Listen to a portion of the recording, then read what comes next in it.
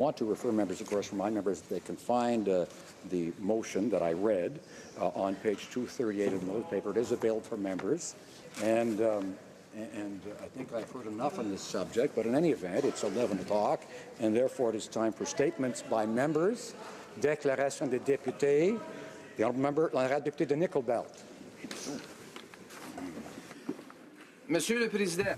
Mr. Speaker, it is with great pride that I rise today and warmly congratulate Capriole and Nickelbelt on their 100th birthday.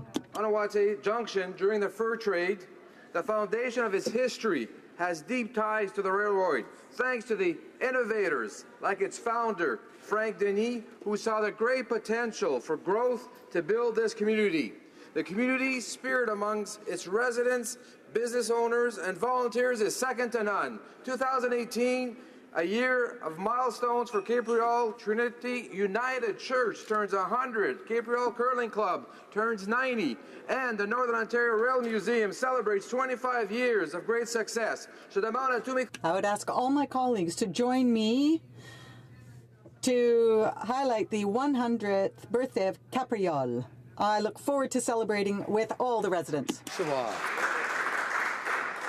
Mr. Speaker, the Liberal government ignored opposition warnings, good science and common sense when it put together C-45, its marijuana legalization bill. Their legislation will do nothing to keep pot out of the hands of kids or eliminate the marijuana black market. In fact, provisions wrapped into the bill will allow children from 12 to 17 to possess up to 5 grams of marijuana for personal use, making it easier than ever for kids to score pot. Just this week, Durham Regional Police reported that marijuana-laced cookies and gummies had found their way into Oshawa's elementary schools on 2 separate occasions. As many as 8 kids were reportedly affected. Some of these kids were as young as 11 years old.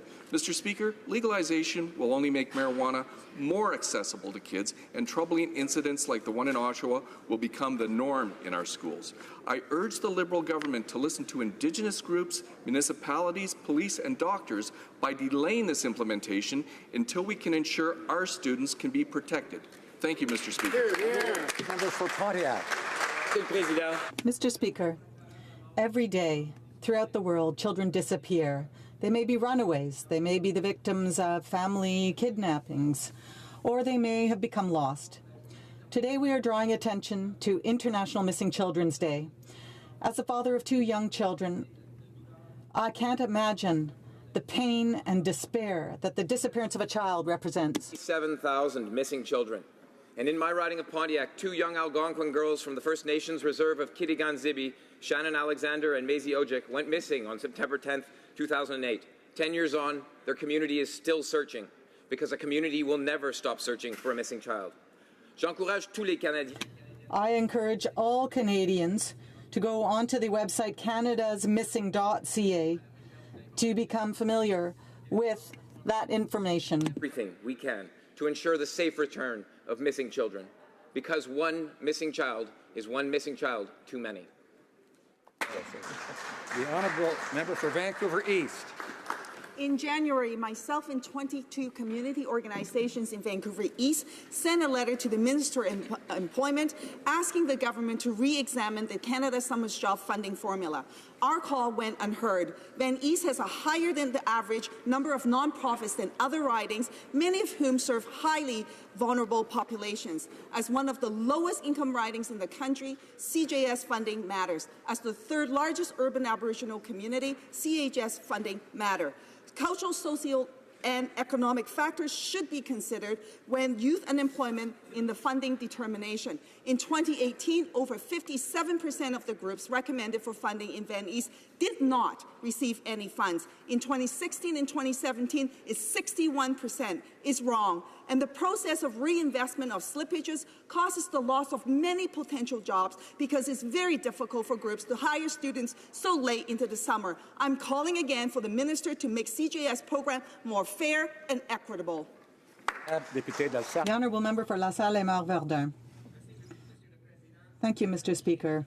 The Lachine Canal is at the heart of the history of Canada, Quebec, and my riding of La Salle et Marc-Verdun.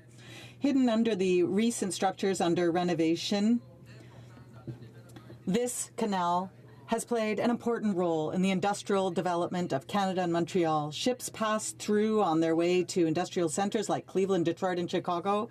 And the canal at its peak just before the 1929 crisis saw almost 15,000 vessels a day, and the related industry represented more than 25,000 jobs. Many Quebec cities owe their development to the construction of the canal. A living testament to the Canadian industrial history, the Lachine Canal was declared a National Historic Site in 1996.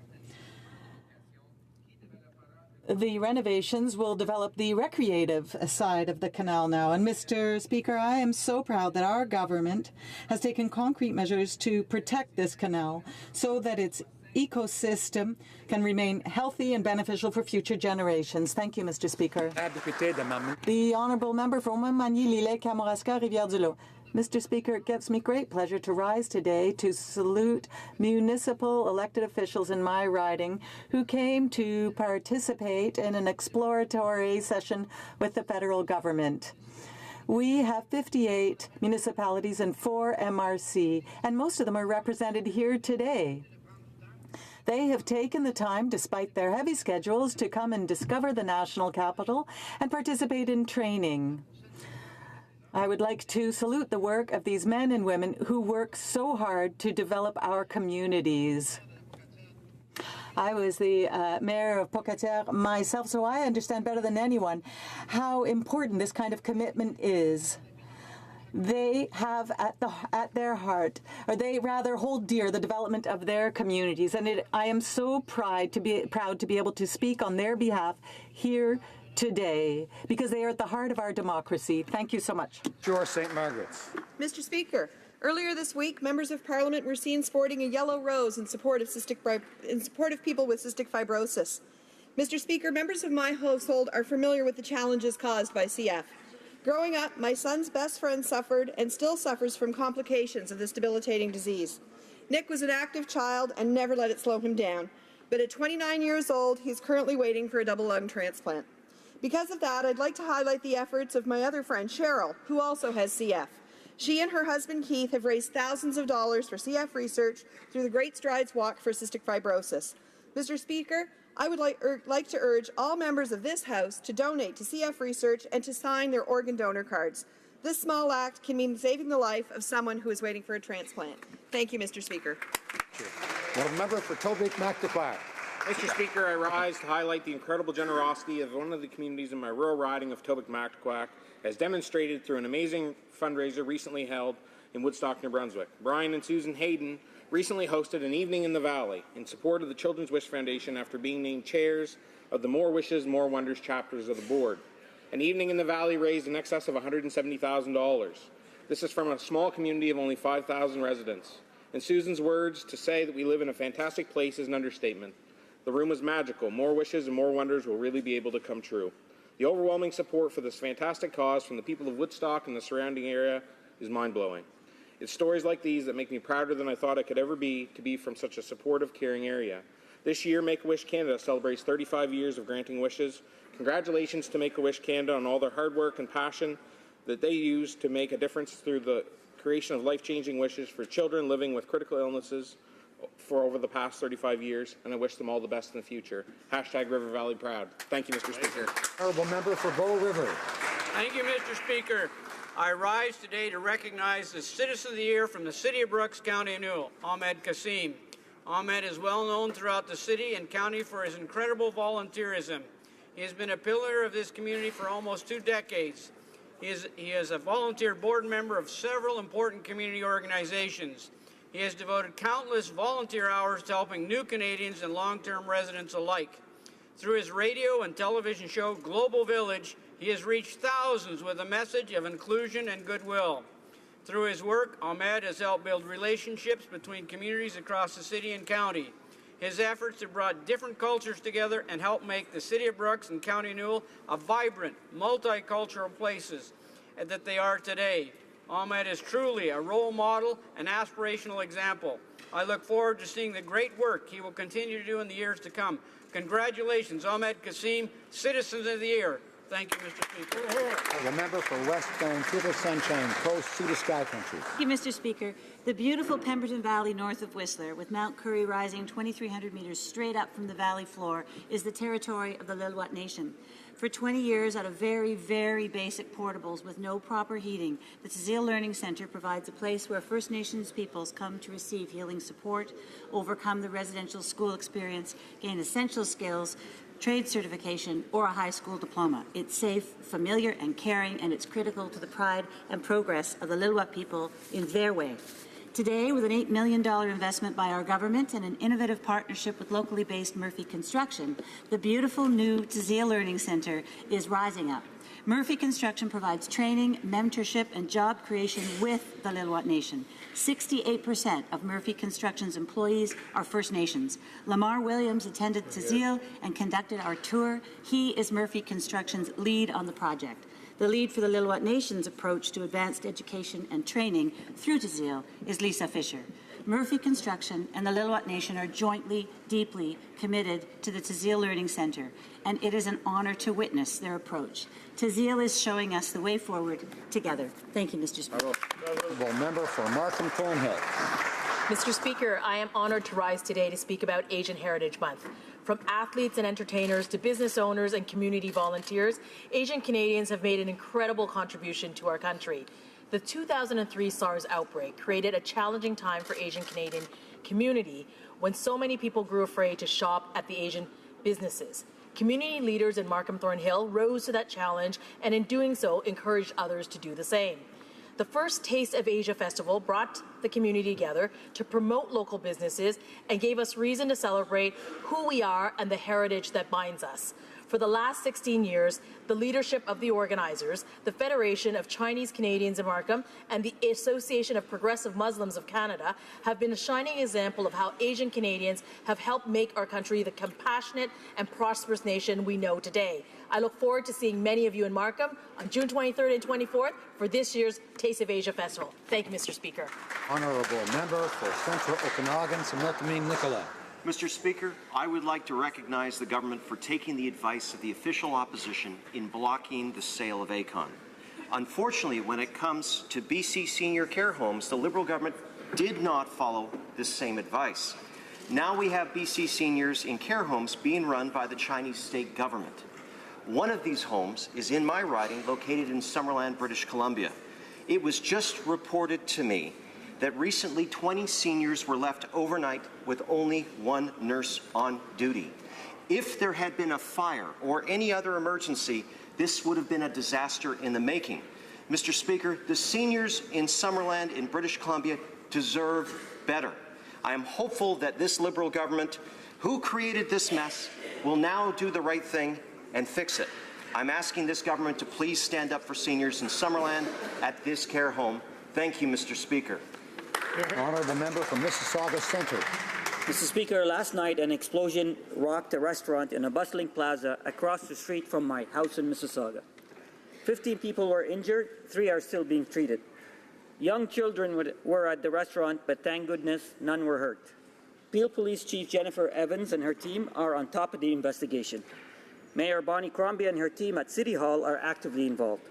Our government, including federal law enforcement agencies led by our Minister of Public Safety, have been offering assistance to local authorities. I want to express my gratitude to first responders for their outstanding professionalism and quick reaction. Peel Police are looking for 2 suspects and are working hard to ensure those responsible will be held accountable. They are asking anyone who may have any information to contact them. In the meantime, our thoughts are with those affected. The people of the great city of Mississauga are strong and are there for each other. Thank you, Mr. Speaker. Honourable member for Laurier-Sainte-Marie. Mr. Speaker, I rise today to celebrate the Taiwanese Canadian community and the Canada-Taiwan relationship, but also to express the NDP's deep concern about recent events. Canada began listing Taiwan as part of China, going against long-standing policy and upsetting many Taiwanese Canadians. We call on Air Canada to reverse this decision immediately. The NDP also wants to see Taiwan play a meaningful role in international organizations such as the World Health Organization and the International Civil Aviation Organization. The NDP calls on the Government of Canada to do more to stand up for Taiwan, where there has been tremendous human rights progress over the last 2 decades, including for LGBT rights. Taiwan is a beacon of diversity and democracy and an important partner to Canada. The NDP celebrates Taiwanese Canadians. It is time the government stands for them. Honourable Member for Brandon-Souris. I rise to pay tribute to the exceptional work of the emergency services personnel who responded to a massive fire that broke out in downtown Brandon last Saturday, May the 19th. The fire quickly spread to several other buildings, battling the blaze for more than 24 hours. Brandon Emergency Services personnel gained control of this inferno with the help of neighboring fire departments from Souris Glenwood, Oakland Wawanesa, and CFB Shiloh. Our entire community is grateful to them for the remarkable service in the line of duty for keeping people safe and for saving Brandon's downtown from further destruction. As well, I commend the Red Cross, the Brandon Bear Clan, the Salvation Army, and everyone involved for their generosity in supporting the 93 adults, 57 children, and many pets who were evacuated from their homes that were in the line of fire in last Saturday's blaze. Mr. Speaker, I continue to be proud to represent the fine people of Brandon-Souris who continuously go above and beyond the call of duty with their volunteerism and their dedication to our community. The Honourable Member for Pierrefonds-Dollard. Mr. Speaker, only 1 year ago, 2 cities in my riding were flooded. On the Bizarre-Sainte-Geneviève Island, as well as in Pierrefonds-Roxborough, many homes were damaged and some were completely lost. Despite our military and financial assistance to the province, as well as Quebec City's involvement and the help of cities and citizens themselves, many people are still fighting to return to normal. Whenever these natural disasters, such as floods or forest fires, happen, I'm always proud to see how Canadians come together to help their fellow neighbours. I'm now proud to see the federal government introduce the Disaster Mitigation and Adaptation Fund. This fund will help our communities prepare for the future and hopefully avoid the worst of future natural disasters. And this, Mr. Speaker, is good for all Canadians. Oral questions, questions orales. The Honourable Opposition House Leader.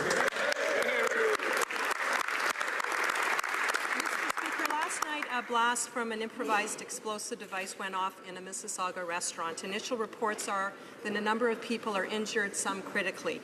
On behalf of the Conservative Party and the official opposition, our thoughts and our prayers are with the victims and their families. Can the government provide this House with an update on the situation? Thank you. The Honourable Parliamentary Secretary to the Minister of Justice. Thank you very much, Mr. Speaker, and I join the member opposite in expressing our compassion and thoughts for those injured in last night's horrendous attack with an apparent improvised explosive device in Mississauga, and we hope for their speedy recoveries. Mr. Speaker, the Peel Regional Police Service are currently leading the investigation. 2 men are being sought, and anyone with information is, of course, encouraged to contact them, and we have offered the full support of federal law enforcement resources to this investigation. I'd like to advise this House that at this time, there is no indication of a nexus to national security. Our tremendous thanks, of course, go to all first responders who once again have showed their tremendous professionalism and compassion as they rush to help the victims of this terrible tragedy. Thank you. Honourable Opposition House Leader. Mr. Speaker, let's review what we know about clam scam. The Fisheries Minister went out of his way to award a surf clam quota to a company which, 1, was run by a brother of a Liberal MP, 2, had the lowest percentage of Indigenous ownership of all the bidders, and didn't even own a boat when they were awarded the quota. Now the minister is under federal investigation for his action. Will the government scrap the cronyism and restart this bidding process? Honourable Parliamentary Secretary to the Minister of Fisheries. Mr. Speaker, we are obviously happy to work with the Commissioner and answer any questions that he might have. Our government believes that increasing Indigenous participation in offshore fisheries offers a powerful opportunity to advance reconciliation. That's why we created a process to consult industry and Indigenous communities on potential participation in this surf clam fishery. This process was very similar to the one that was undertaken by the previous Conservative government, except they forgot to include Indigenous people. The expression of interest selected for next steps include 5 First Nations from Atlantic Canada and Quebec and would bring significant economic opportunities to these Indigenous communities. The Honourable Opposition House Leader. No, what we didn't do, Mr. Speaker, was award our friends and family with contracts when they didn't even own boats. Now, Mr. Speaker, the Fisheries Minister is under federal investigation. Communities in Newfoundland, such as Grand Bank, are suffering as a result of his actions. But we're hearing crickets from other Liberal MPs in Atlantic Canada. Nothing. Will the Veterans Affairs Minister from Newfoundland or the Health Minister from New Brunswick finally stand up to the cronyism coming from their cabinet colleagues and tell him to restart this bidding process? The Honourable Parliamentary Secretary. Mr. Speaker, our government is proud of our decision to introduce Indigenous participation, and it's consistent with our government's commitment to develop a renewed relationship between Canada and First Nations people. The Minister made this decision to allow for increased Indigenous participation in the fishery, and we reject any claim to the contrary in the strongest of terms, Mr. Speaker, no matter how many times they're repeated in this House. Our government is proud of this decision and how it will benefit the most amount of people in Atlantic Canada and Quebec, as well as 5 Indigenous communities in 5 provinces, Mr. Speaker. The Honourable Member for Lévis-Lotbinière. Mr. Speaker, it's just like Pinocchio's nose. The investigation into the Minister of Fisheries is getting longer. Now we know that the Minister ordered a business order to back out of a partnership with Clearwater so that they could work with the company belonging to a brother of one of his Liberal colleagues. The company was Premium Seafoods. Will the Minister confirm these facts so that his nose doesn't get any longer?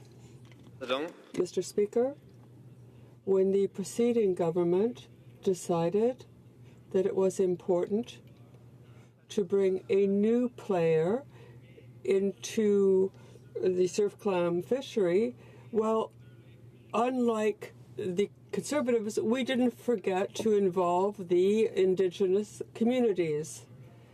This will profit to the greatest number possible of Atlantic Canadians. The Honourable Member. Mr. Speaker, we are really wondering who's going to get the biggest catch among the friends of the Liberal Party in this saga around the Minister of Fisheries fishing story. Patronage, breach of contract, deceit, all to get quotas that are very, very lucrative for the friends of the Liberal family. Mr. Speaker, why does the Minister of Fisheries not confess? And why doesn't he restart the process in a fair way? The Honourable Parliamentary Secretary. Are absolutely false, no matter how many times the Conservatives restated in this House. The fact that there is a new participant in this fishery should be no surprise to the Conservatives. They started a similar process 3 years ago. The only difference, Mr. Speaker, the only difference was that they forgot to include Indigenous people. Our government is proud of the fact that we had a robust process that picked the best group that's going to make sure that it benefits the most number of Atlantic Canadians, including 5 Indigenous nations from 4 provinces, Atlantic provinces, and Quebec, Mr. Speaker. Bravo. L'Honorable Député d'Abitibi, Bay James, Nunavik, EU. The Honourable Member for Abitibi, Bay James, Nunavik, EU. Mr. Speaker, the Prime Minister promised Indigenous peoples that he would honour and protect their rights. He repeated this promise on the international stage when he asserted that he would honour the United Nations Declaration on the Rights of Indigenous Peoples. But what do we see? Fake consultations, secret agreements, and blank cheques to Kinder Morgan. What is the more important relationship, Mr. Speaker? The one with Kinder Morgan or the one with Indigenous peoples? The Honourable Minister of Natural Resources. Unprecedented consultation that led up to the decision to approve the Trans Mountain Expansion Pipeline. As the member also knows, there are 43 Indigenous communities, 33 of them in British Columbia, who signed agreements with Trans Mountain Expansion because they understand that the prosperity of the oil and gas sector must be shared with Indigenous people. Right on. It was just this week when I had meetings with, for example, the president of the Manitoba Métis Federation, who said that the 400,000 members of his community support this pipeline. So I think the honourable member will have to say that that's pretty impressive consultation. Honourable member for Vancouver East. If you're bankrolling a Texas oil company over First Nations opposition, you've picked a side. Respecting the rights of Indigenous people isn't a formality. It can't be an add-on or an afterthought. Free, prior, and informed consent means it needs to be real and it needs to be meaningful. 230 international organizations have signed a letter to criticize this government on precisely that. If the government is so confident that their process wasn't rigged, why are they fighting in court to stop the release of those documents? What are they afraid of? Honourable Minister of Natural Resources. Mr. Speaker, has the honourable member consulted with those 43 Indigenous communities? I don't think so. Does she understand the prosperity that will come from major energy projects? Has she consulted with the chiefs who have publicly said for all Canadians to hear that they have been very much a part of this process, very much a part of this decision, and very much a part of shared prosperity that is in the interests of all Canadians, including Indigenous communities in Alberta, British Columbia, and all across the country? Honourable member for Vancouver East. Consulted the First Nations that said no to Kinder Morgan. Elections, Mr. Speaker, are about democracy. Elections are about fairness. Elections are about making sure everyone has an equal voice. The Liberals abandoned their promise to make every vote count. They promised that they would never shut down debate on an elections bill, and now they're doing exactly that. Why are the Liberals so determined to undermine democracy and fairness to all Canadians? The Minister of Democratic Institutions. Thank you, Mr. Speaker, and thank you to my colleague for that question. I mean, Mr. Speaker, there is so much in this bill that the NDP and us agree on, and I'm looking forward to working with them to ensure that we get this through so that we can make those changes to the Unfair Elections Act that were brought in under the previous government, and we can do that for Canadians so that exactly every Canadian who has the right to vote gets to cast that vote, have their voice heard. So let's work together. Let's get this done. Thank you, Mr. Speaker. The honourable member for Abitibi, James Nunavik, EU. Mr. Speaker, in 2014, when the Conservatives used time allocation to limit debate on the Fair Elections Act, my honourable colleague, the Liberal member for Winnipeg North, said, and I quote, "The Election Act is of unparalleled importance. Time allocation should never be used for this kind of bill." So I really don't understand this double discourse. What's changed since 2014? Mr. Speaker, I'm looking forward to working with my colleague on the other side of the House so that we can reverse the changes put in place by the Conservative government, because we want all Canadians entitled to vote to be able to vote. It will go to, it was discussed in the procedure committee, it was debated. We want to work to make sure that the next election is fair to all Canadians. Warner. Mr. Speaker, the Liberals are demonstrating their total lack of respect for Parliament. Their new Elections Act is attempting to rig the system in their favour, and what's worse, they're trying to force it through Parliament with little debate. What a farce. Elections Canada is being instructed to implement the bill before it's even been studied or debated. Will the Prime Minister instruct Elections Canada to stop the implementation of this bill until Parliament passes an amended version?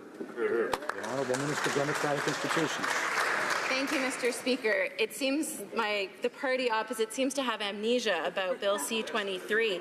They forget that they were the ones who the Globe and Mail ran a 5-part series demanding that they not go forward with their elections legislation. Bill C-76 is undoing the damage that they did to our democracy. In fact, Mr. Speaker, they even went so far as to not consult Elections Canada on elections legislation.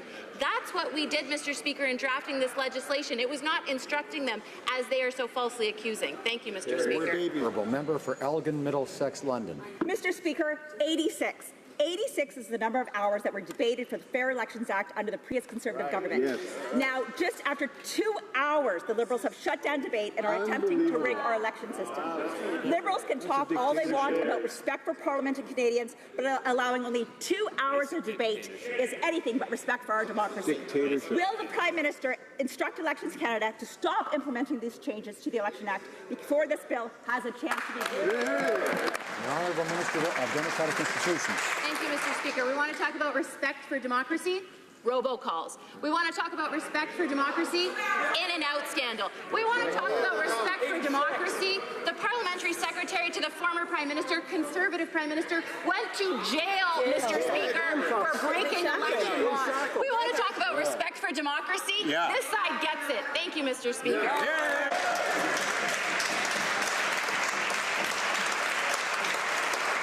Honourable Member for Brandon Souris. Mr. Speaker, Canadians know that the parliamentary process is still structured so that a piece of legislation must pass the House of Commons and then the Senate and then receive royal assent before it is implemented. Right. So as that is the case, Mr. Speaker, will the Prime Minister commit today to instruct Elections Canada to halt the implementation of Bill C-76 until it actually passes Parliament with amendments instead of trying to rig the system in his favour? Honourable Minister of Democratic Institutions. Mr. Speaker, this side, the other side, keeps talking about rigging elections. The other side seems to forget, Mr. Speaker, there were 400 academics that signed a petition asking them to stop Bill C-23 when they were in power. Why, Mr. Speaker? Because they were worried that they were going to circumvent democracy. Mr. Speaker, we're not afraid of Elections Canada. We're not afraid of the Commissioner of Elections Canada. But perhaps that side is $250,000 in fines, Mr. Speaker, for breaking election laws. We will take no lessons from the Conservatives when it comes to democracy in this country. Thank you, Mr. Speaker. The Honourable Member for Calgary-Midnapore. Mr. Speaker, the Liberals continue to show a total lack of respect for Parliament. They want to rig elections and they don't want Canadians to know it. After only 2 hours of debate, the Liberals have decided to bring in time allocation. Will the Prime Minister ask Elections Canada to stop the implementation of this bill until Parliament adopts the amended version? Mr. Speaker, I want to live in a democratic country. The Honourable Minister. Mr. Speaker, as my honourable colleague, as is the case with my honourable colleague, she's had a baby, so have I. It's very important for our children's future, the respect for democracy. This is not the in-and-out scandal. This is not robocalls. And this isn't one of my officials going to jail. Mr. Speaker, it's the opposite side, the party on the opposite side, the Conservatives.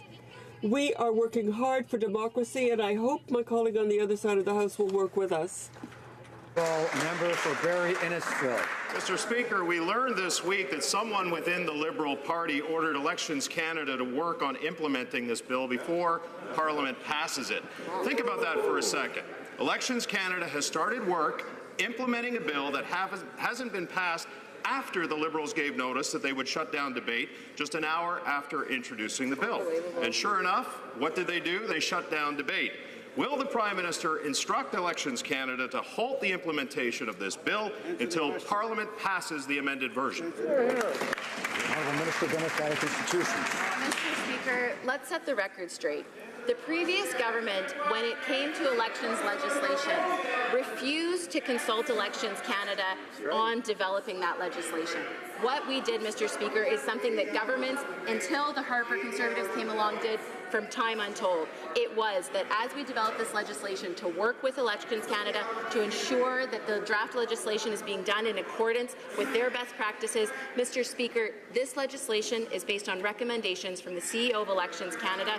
Let's all work together for democracy. Thank you, Mr. Speaker. Honourable Member for Barrie Innisfil. Well, the Prime Minister talks a good game when it comes to offering to work with the opposition members to amend the legislation, but how is that possible when he's already instructed Elections Canada to implement this bill even before it was sent to committee. The truth is, the Prime Minister has already decided to rig our election system in his favor. So I ask again, will the Prime Minister rescind his order to implement this bill before any amendments are passed by Parliament? Honourable Minister, Democratic Institutions. My honourable colleague clearly didn't listen to the answer I just gave, so I'd invite him to rewatch that. However, one thing that I would like to point out is that in terms of rigging elections, that was what the previous Conservative government was trying to do when they took the power. Order. Order. I'm having trouble hearing the answer to the question. Order. I'd ask members to listen. They may not like what they hear. That's the nature of this place. People don't like it on either side. On the other side says something sometimes. But it's important in a democracy that we hear each other and that we do so without interrupting either other members or the Speaker. The Honourable Minister has the floor. Thank you, Mr. Speaker. When it comes to ensuring that we have an integrity in our system, that's exactly why we have ensured that the CEO of Elections Canada has a mandate to inform Canadians about elections, something the previous government took away. We also gave the Commissioner of Elections Canada the power to compel testimony, the power to lay charges, something that might have come in handy under previous scandals. Thank you, Mr. Speaker. The Honourable Member for Victoria. Victoria is surrounded on three sides by water. The Canadians I represent keep asking me why the Liberals want to impose the real risk of a catastrophic spill of bitumen upon our shoreline. They remember the recent devastating spills on the Pacific coast and remind me that when the Prime Minister came to Victoria, he promised on the media to redo the Kinder Morgan process, then broke that promise. Now, they are asking me again why the Liberals are willing to use our tax dollars to write a blank check to Texas billionaires. Mr. Speaker, what can I tell them? The Minister of Natural Resources. Mr. Speaker, the honourable member can tell them that $1.5 billion investment through the Ocean Protection Plan will yield world-class response. We think that Canadians from coast to coast to coast deeply care about their coastline and the integrity of their coastline.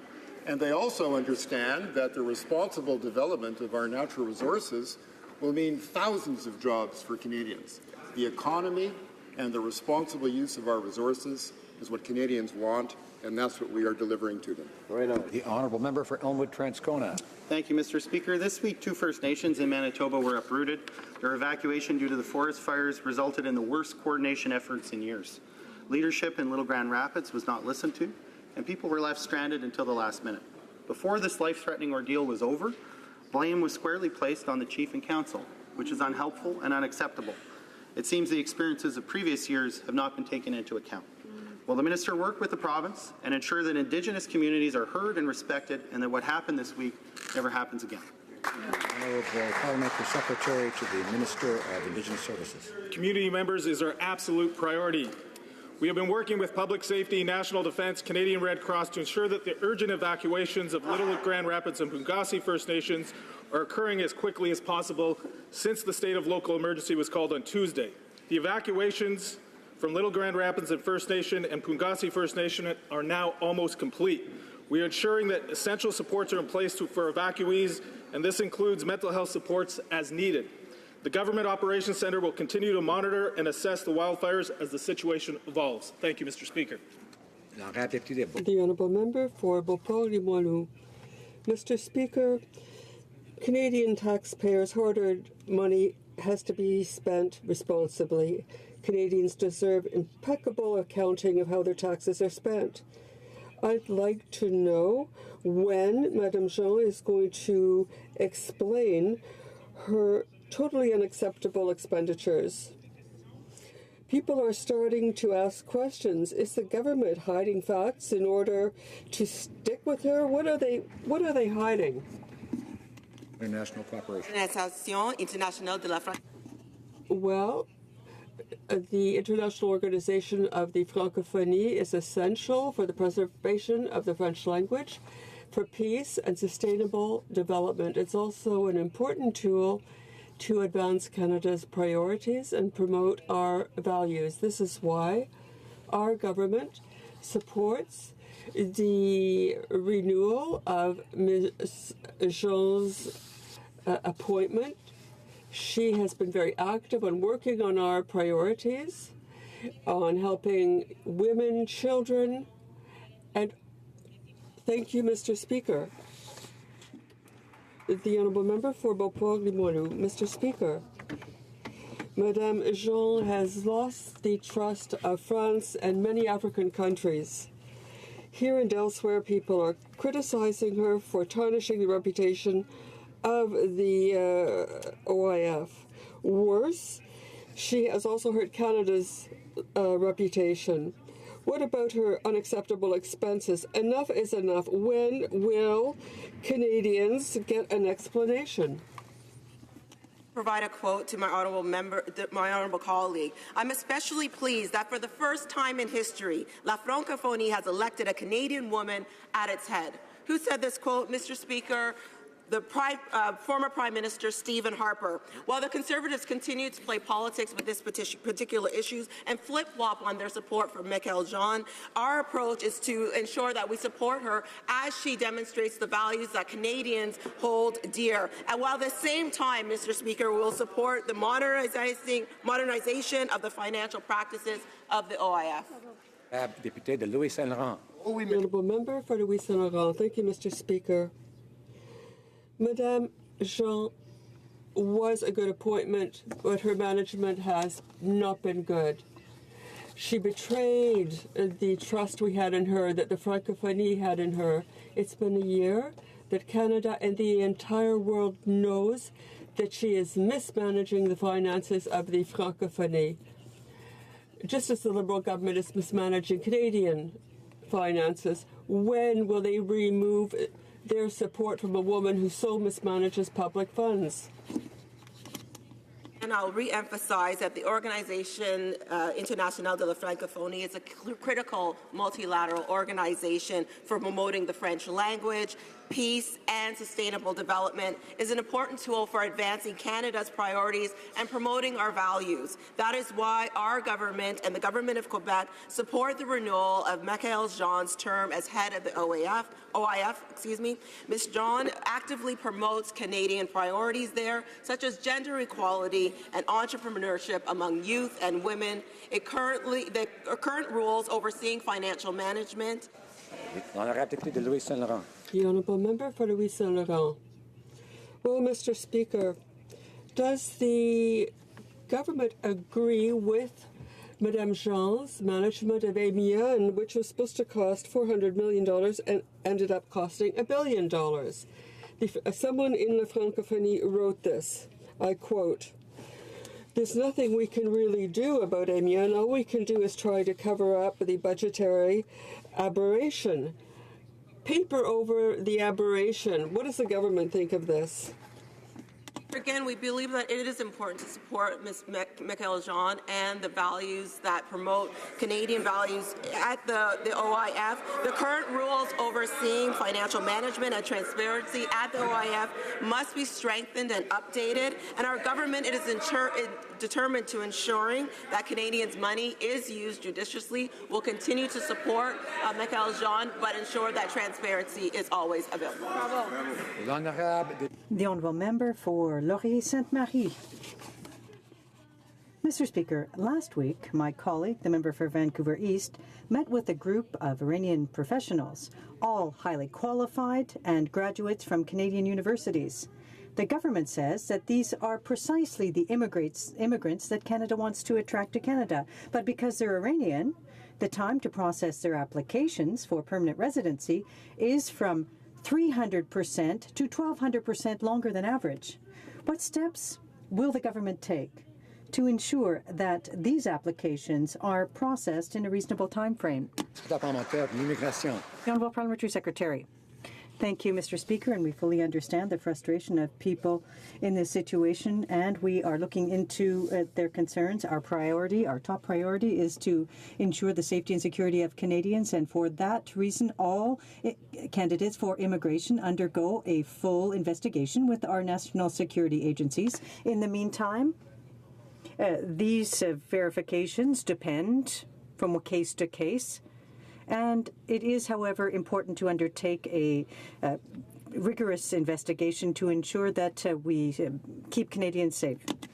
Mr. Speaker, President Trump's withdrawal from the Iran nuclear deal is a dangerous and misguided decision, and Canada has been too silent. The deal was unanimously endorsed by the UN Security Council in a binding resolution.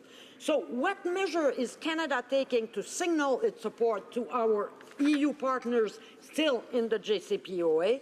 And what actions Canada is taking to protect Canadian companies operating in Iran from potential sanctions by the United States? So where's the plan? Honourable Parliamentary Secretary to the Minister of Foreign Affairs.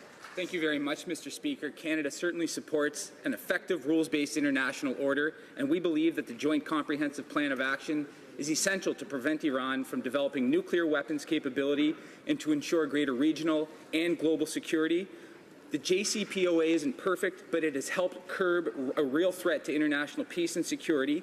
We certainly regret the U.S.'s decision to withdraw from the deal, but we will continue to work with our allies, partners, internationally and here at home to hold Iran to account. The Honourable Member. The Honourable Member for Hull-Aylmer. Thank you, Mr. Speaker. The Harper government preferred to make big announcements, but it was pathetic when it came to achieving results. You can see that when you look at their approach to help parents of missing and murdered children. They introduced a program so complex that only a few dozen families received any money. On today, the National Missing Children's Day, could the Minister of Families tell this House what the government is doing to put an end to this lack of support for families having experienced these tragedies? The Honourable Minister. Merci, Monsieur le Président. Thank you, Mr. Speaker. And I'd like to start by thanking the member for Hull-Aylmer for his support and for his empathy for grieving families. Today, our government is commemorating this National Children's Day and will announce an amount for victims of crime. The benefit will provide more solid and generous support, more supple support, which is tailored to the needs of families, grieving families. It will also show greater empathy and compassion for families who need help looking after their family's well-being. Eagle Creek. Mr. Speaker, residents along the railway to Churchill and the residents of the town itself want a solution. What they are getting instead is Liberal interference. The government's chief negotiator has made it clear to iChurchill Inc. that they are only interested in dealing with a Toronto-based financial firm. Yet yesterday, in question period, the Minister of Transport said to the government's chief negotiator that he was working with all serious partners. What is the Liberals' definition of serious partner? The Honourable Parliamentary Secretary. Thank you to my honourable colleague for her question. And Mr. Speaker, our priority remains with the safety and well-being of the people of Churchill and northern Manitoba. We will continue to support our chief negotiator in this, and as I'm sure you understand, negotiating in public would be irresponsible. We don't want to repeat of what happened and what led to this current situation. We are working towards a comprehensive long-term solution, and that's exactly what we'll do, Mr. Speaker. Thank you. Honourable Member for Carleton Trail, Eagle Creek.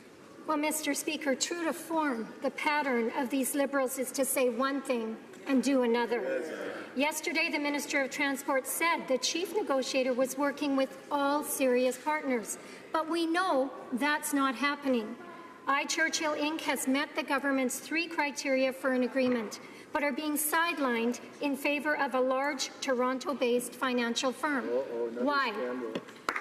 The Honourable Parliamentary Secretary to the Minister of Transport. Speaker, as I mentioned earlier, what we want is a comprehensive long-term solution that will best serve the people of Churchill and northern Manitoba. That's exactly what we're working towards. The work of the chief negotiator is very important in this process. We're going to make this happen, Mr. Speaker, but negotiating in public would be irresponsible. Thank you. The Honourable Member for Central Okanagan, Similkameen Nicola. Mr. Speaker, the Liberals are inventing new ways to be soft on crime. The Liberals are passing new provisions in the criminal code so that large corporations can commit serious offenses like fraud and insider trading, plead guilty, promise to make it better, and evade jail time. The budget bill is meant to outline the government's plans for spending. Can the Prime Minister please explain why he included a get-out-of-jail-free card for big corporations in a budget bill? How does that make any sense, Mr. Speaker? The Honourable Parliamentary Secretary to the Minister of Justice.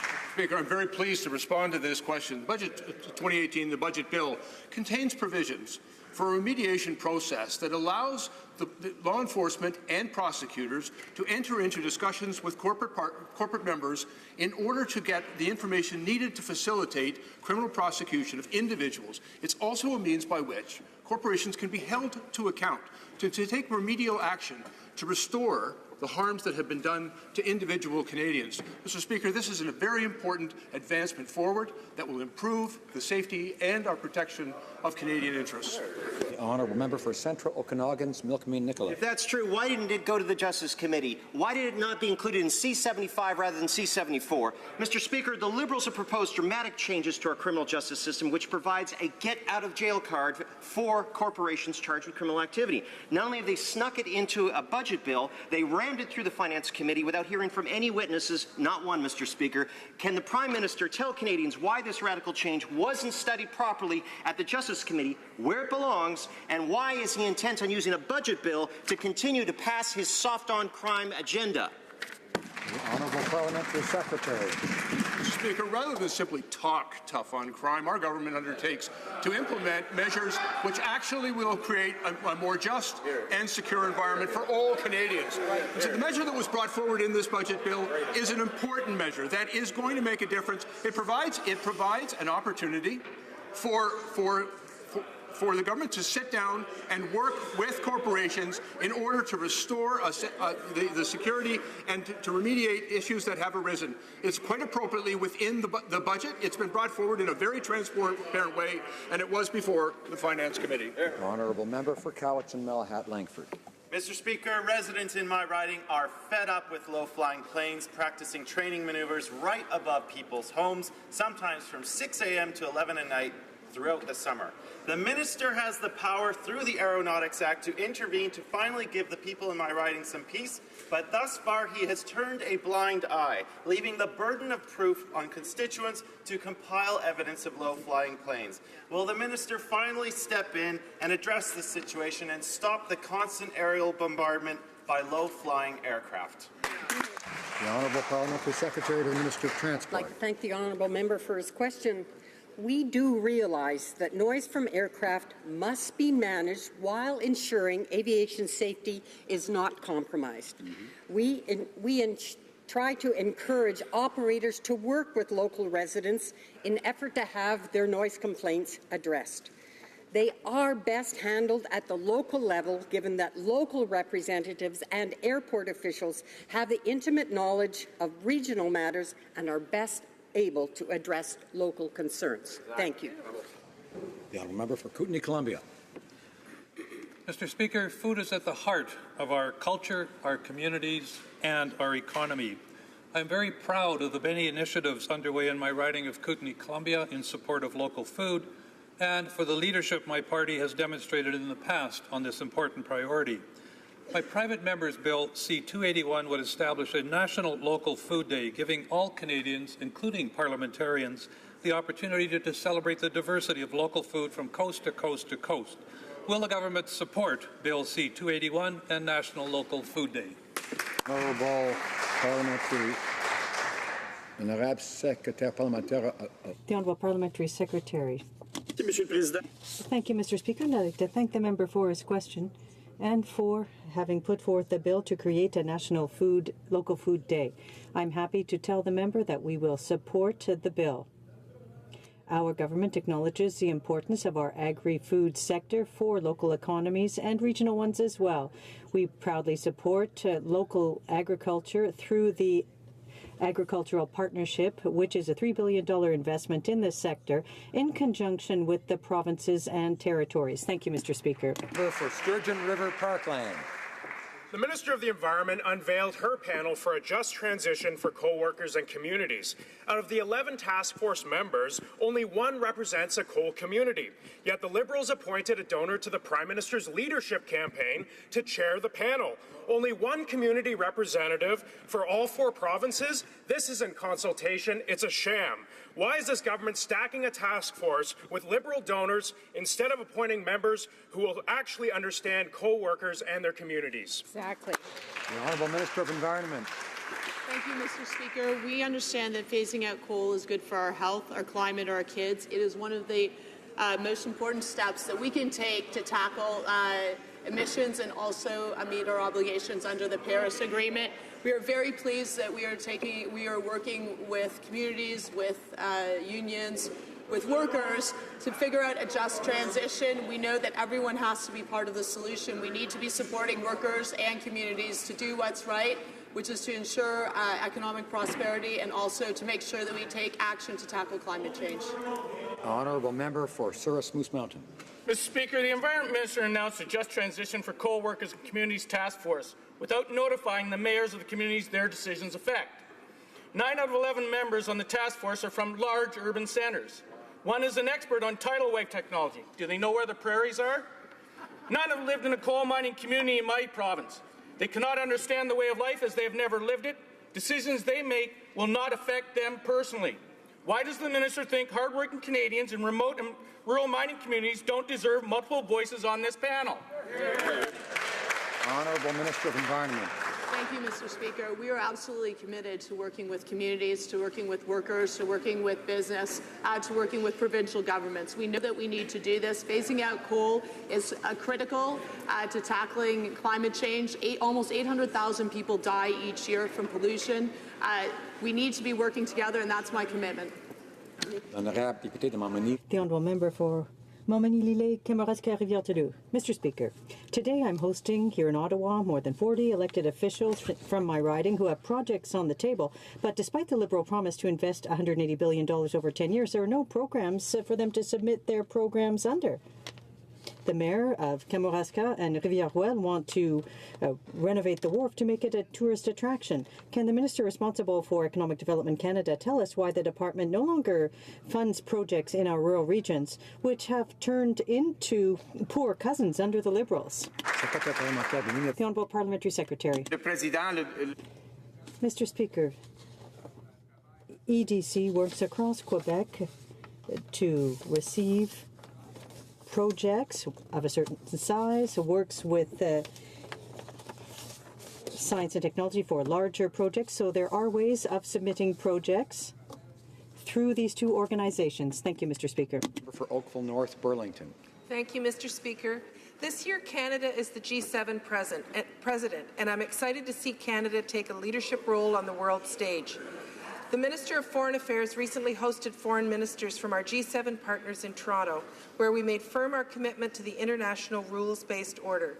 Can the Parliamentary Secretary please inform the House what else we were able to achieve with our partners? Honourable Parliamentary Secretary. Mr. Speaker, my friend from Oakville North, Burlington, shares the commitment of this government to see Canada retake a leadership role on a broad range of issues throughout the world. I thank her for the question about our G7 presidency, which presents a vital opportunity for us to set the agenda on a series of international discussions. At the Foreign Ministers' meeting, we discussed the pressing global issues like the ongoing Rohingya crisis, the ongoing humanitarian crisis in Syria, Russia's flaunting of international norms, the descent into dictatorship in Venezuela, and a diplomatic solution to North Korea. We are retaking a leadership role on these issues in the world. The Honourable Member for Abbotsford. Earlier this week, Liberal members of the Environment Committee rammed through Bill C-69, a badly flawed environmental law.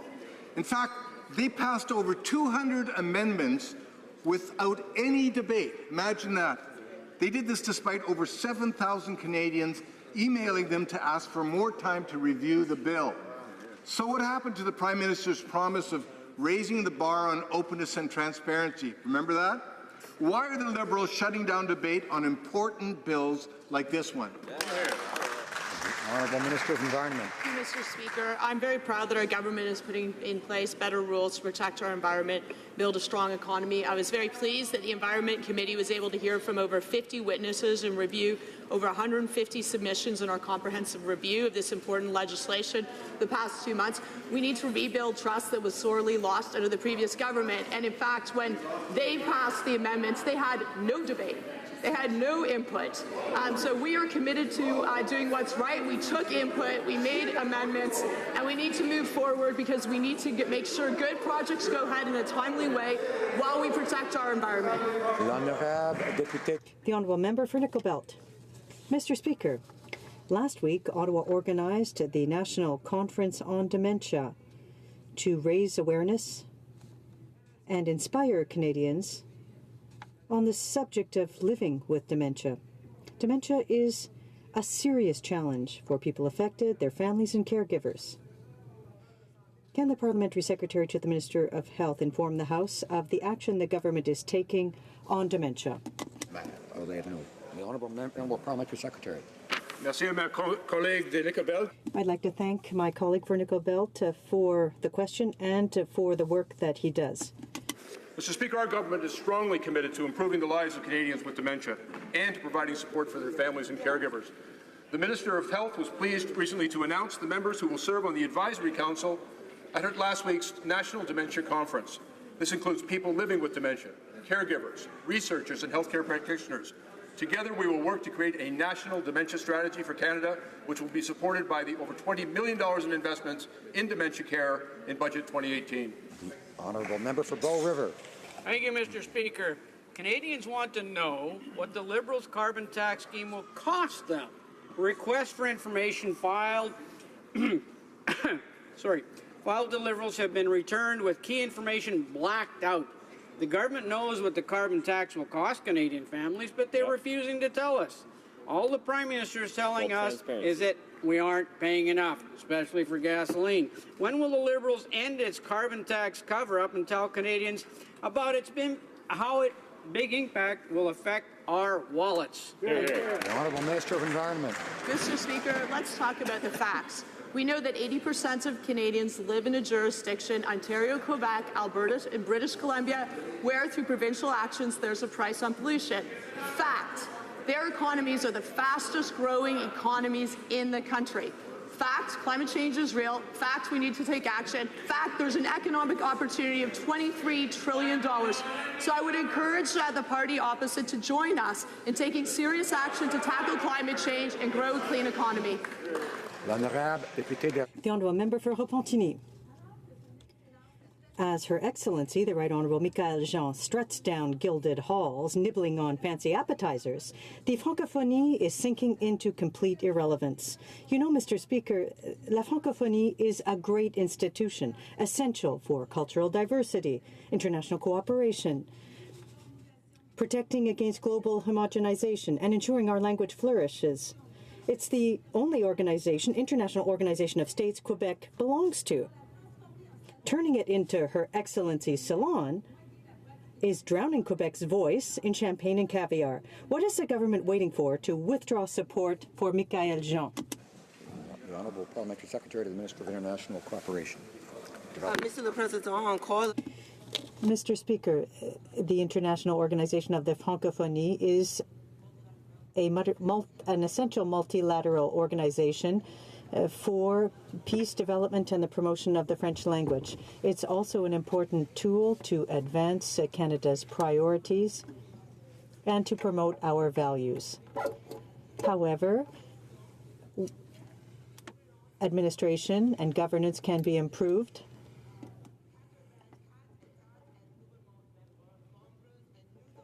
And we have undertaken discussions. Repentigny. The Honourable Member for Montigny. Unbeknownst to them, Montrealers were subjected to brainwashing experiments funded by Ottawa and the CIA as part of MK Ultra. And no, Mr. Speaker, this isn't science fiction, but these are events that unfolded at the Allen Memorial Institution between 1957 and 64. Now, the government's denying all responsibility, but it's increasing the number of out-of-court settlements with families of the victims who are taking action against them. So instead of forcing these people to go to the courts, Will the government apologize publicly and compensate the hundreds of families that suffered? The Honourable Parliamentary Secretary to the Minister of Health. Mr. Speaker, of course we have great sympathy for those who have suffered this type of loss, but we remain confident in the criminal justice system to deal with this matter appropriately, and we will continue to monitor carefully to ensure that appropriate support is given.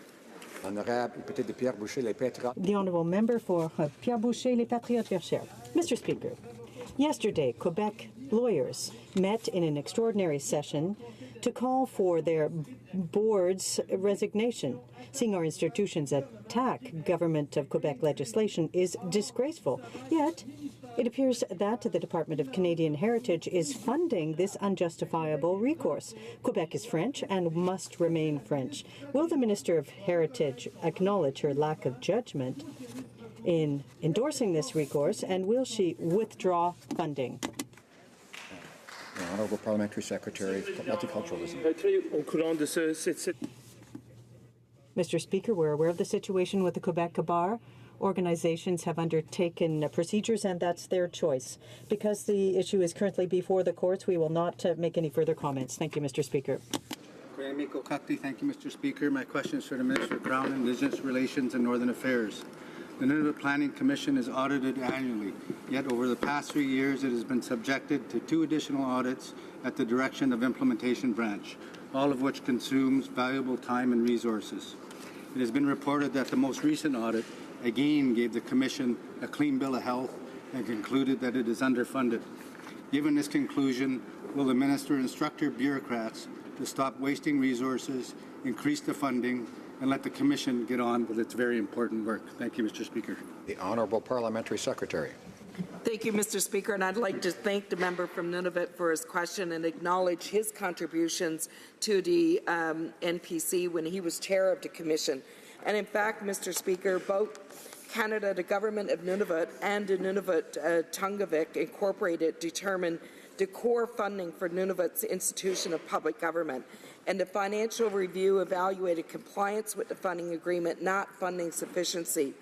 This is why the funding agreements have been increased, and in 2016, the Nunavut Planning Commission also received a one-time supplementary funding of $4.9 million to complete the draft Nunavut Land Use Plan.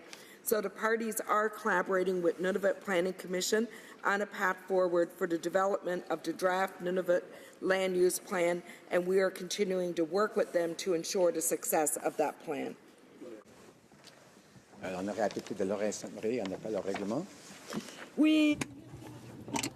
you, Mr. Speaker. Mr. Speaker, thank you for having acknowledged the serious problems with the Blues this morning in terms of the simultaneous interpretation. It was not possible for the MPs, whether those be Anglophone or Francophone MPs, to hear the motion that was brought forward by the government. Again, whether that was in French or in English, I would ask you then to confirm that at the next opportunity, the government motion number 22 will be read again so that the debate can begin. Thank you, Mr. Speaker. I'd like to thank the Honourable Member for Laurier-Sainte-Marie for her point of order. I was informed that the interpreters read the motion in French, and therefore I can determine that the motion has been laid before the House correctly. Skinner-Bulkley-Viley is rising on a point of order. Thank you, Mr. Speaker. I'm left at a bit of a challenging moment. The primary role of all MPs in this place